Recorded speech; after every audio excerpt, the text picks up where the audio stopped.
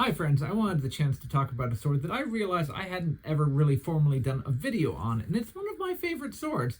This is it actually a sword? This is a type of Messer.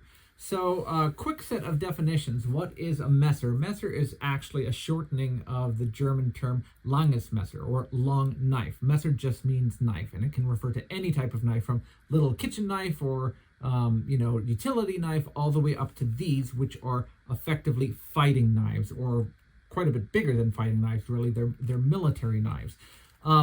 Where they come from is really the 15th century, and even though we use German terms for them because we do see them in German lands and we have a lot of written sources about them in German languages, their origin is not necessarily in what we think of as modern Germany. So the primary research is perhaps attributed right now to James Elmslie, who specializes in single-edged medieval arms. So both Messers and falchions. He has a typology which describes both of them. So whether the blade has a configuration on it that is more like this, where it is configured and built with a tang that's exposed and shaped more like a knife hilt, or whether it's shaped more like a sword, determines in part whether it's called a falchion or a messer, at least colloquially. But he has a typology that accommodates both falchions, messers, and other types of fighting knives. And his research suggests that these perhaps started perhaps a little further west in the area of Switzerland. And they started off shorter as, again, more like traditional knives. So maybe think of something the size of a Bowie knife. And what was characteristic about them is having this protrusion on the side, a hand stop, so something that will either stop the hand from running up the blade, or perhaps more importantly, protect the blade if you're in a fight. And that distinguishes them, among other characteristics, from other just common utility knives, and indicating that they're meant for combat. And over time, we see them getting longer and longer till finally they get this size, and they get even bigger. We have very, very big examples of these, all the way up to, bigger than two-handed swords. So in modern parlance, those very large ones are called either grosse Messer or Kriegsmesser, war knife, a very large knife. However, that doesn't really seem to be, there doesn't seem to be a lot of historical distinction for them. So if you're looking online for an example of something like the Landsknecht, and that's often called a Kriegsmesser, that doesn't really seem to be a historical distinction. In history, they were either just called Messer or Landsknecht. So what is this particular example? This is the Godfried Messer, which is using a blade from the Elmslie type 3C. So that's the typology, the shape of the blade, and it's made by Landsknecht Emporium. And it's really nice and handy. I got it secondhand, so I got it at a steal. But even if I had to pick it up at full price, I'd probably still be very happy with it.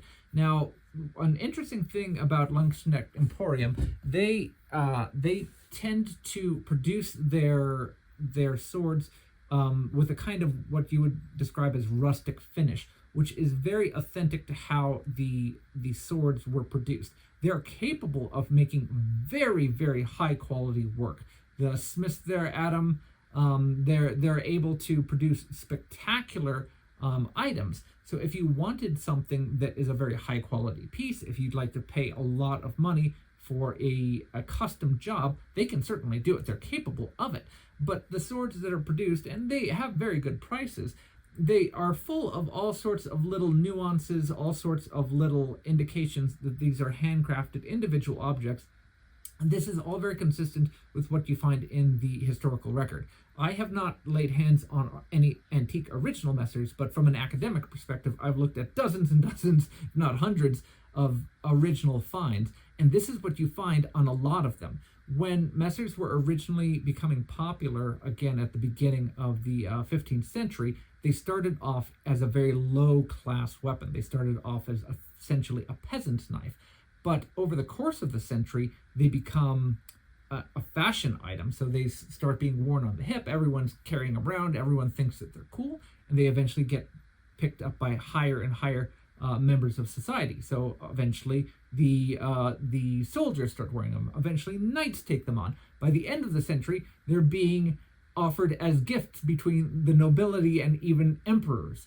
So you can find all sorts of different levels of quality of Messer production. But as far as like a standard, just good old-fashioned fighting Messer, you will find all sorts of irregularities, all sorts of asymmetries, very, gaps between the guard and the blade. All of that is very historical and very typical of what you'll find on original blades. They were very balanced and very good for what they needed to be, but they didn't necessarily have all of the attention to proportion, or not necessarily proportion, I should say, but attention to all the fine details that you and I would be interested in something coming off of a production line. And Landsknecht Emporium has some of that, not all of that. So there's no looseness or rattle in the hilt. Everything is tight. But if I hold it straight up, I'll see that the cross is very slightly not at 90 degrees relative to where the blade is. If I take a close look here, let's see if I can bring it up to the camera, I can see that the peen, and this is part of Messer's construction, the protrusion here is called a noggle, and it comes out on this side and is peened through the handle to hold it together. And you can see that there is evidence of hammer marks here. I can see that the shoulders of the blade come through on the other side and are not entirely flush. I can see how the scales put together and they had to add pieces of wood because it wasn't fit together properly. To me, that all just adds character to the blade, because at the end of the day, the sword feels perfectly fine in the hand. There's nothing hurting the way that I grip it. It moves perfectly fine. So from a functional standpoint, all of these little nuances don't impact the performance of the blade at all. So that's just characteristics. That's just their own little details in how the blade is produced. That aesthetic is not for you. Obviously, you could either talk to them about how you'd like it produced, or you could look at a different Messer producer. But for me, this is perfectly fine, and I am really happy with how it came out. This is a very light sword, so the sword is less than 800 grams. I believe it's 770. I'll put the stats up on screen. And it has a very interesting tapered sort of grip. So it tapers both, it has, I guess we would call it proximal taper if we're drawing it from the cross. So it narrows down towards the cross both in this plane and in this plane. So as you're holding it, you have a swell, even though it's all straight lines, going towards the palm. And it's very nicely in a kind of octahedral cross section. As is common in many of these Messer examples, you can see that it has some rivets that have been driven through it and have been plugged.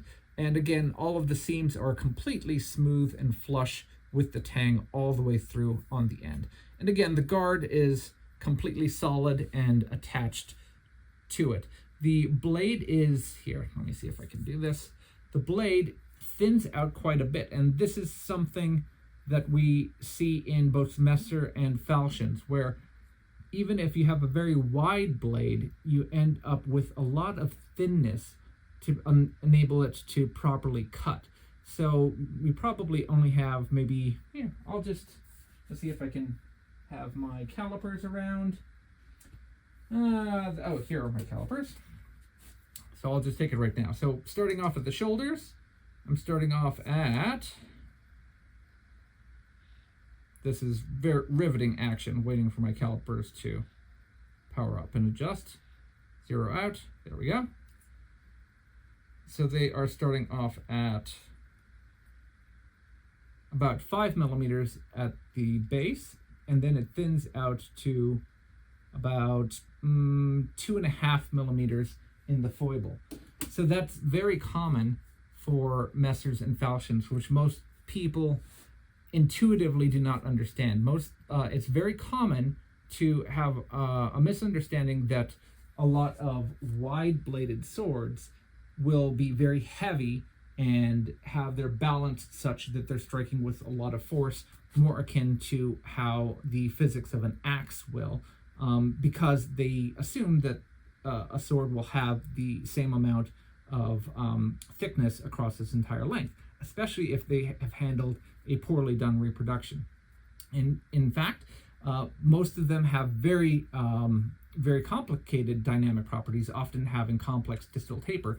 In this case, the Messer has a false edge that starts right about here, so it's actually very slightly sharpened all the way back along the clipped point. So in addition to thinning over the entire length of the spine, it's even thinner and enables false cuts, which are done in Messer work, and I'm no Messer fencer, so I can't do it. But the Nagel allows for thumb on the back of the grip and all sorts of sneaky back edge and false edge plays in Messer.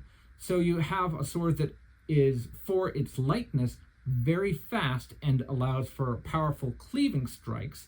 It still has a good point on the end to be able to deliver thrusts, and has the ability to give false edge cuts, maybe not as powerfully as a typical single double-edged sword, but for the compactness that a sword like this offers, it's really quite versatile. I've taken it out several times for cutting, and again, I don't specialize in doing Messer fencing, but every time I've taken it out, I've had a lot of fun with it. It definitely specializes in lighter targets. Against heavier targets, I can remember at least one of the videos we've used it in, where I tried to go up against pumpkins. It did seem to have a little bit of a hard time biting into it, and that seems to be because of the lack of mass that this particular blade has. Some of that may be due to technique, and again, if I really walloped and really drove it in there, maybe I would have had a different result. But against light targets, this is fearsome. These are long, fast, nimble blades for lightly armored types of combat.